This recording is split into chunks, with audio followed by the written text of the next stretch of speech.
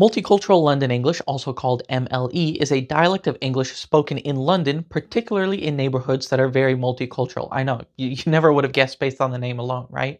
But for real, could one not claim such a dialect or language category for any major English-speaking city? And I'll go one further to say in any large language. We certainly can, and linguists do this with dialects of certain languages in other large cities. Also, there probably are many dialects that would be described this way if they've just been studied more. It just so happens that London English is one of the most studied dialects, most studied language in all of linguistics. But it doesn't necessarily work for any large city. A lot of dialects in England are heavily tied to social class, much more so than we see in North America. MLE is no exception. It's born of the London working class. And not just recent immigrants either. We see younger working class white Londoners that are adopting multicultural London English, and the older Cockney English that their ancestors spoke is kind of fading away. In fact, because of that, MLE incorporates a lot of features from Cockney English. In some cases, you don't have multicultural dialects because the dialects are more associated with single cultures. Perhaps the most famous ethnolect is known as African American Vernacular English, or AAVE. It's basically evolved from certain forms of Southern American English because in the past, most African Americans lived in the South, but in the past century or so,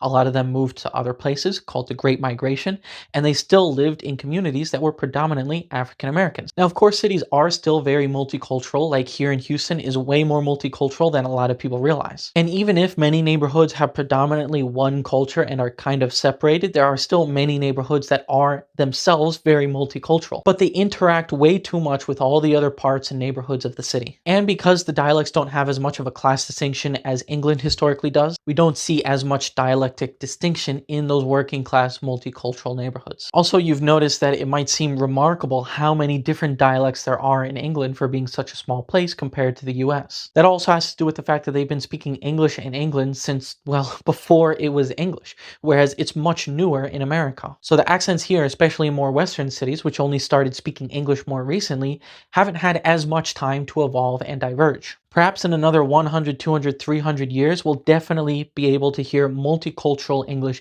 in every major city in the US. But for the previously stated socioeconomic, historical, and cultural reasons, the dialects here just haven't evolved the same way that multicultural London English came out of working class people. It's hard to explain in just a few minutes. This is the kind of stuff that warrants much deeper explanation, but I hope I did good enough for now.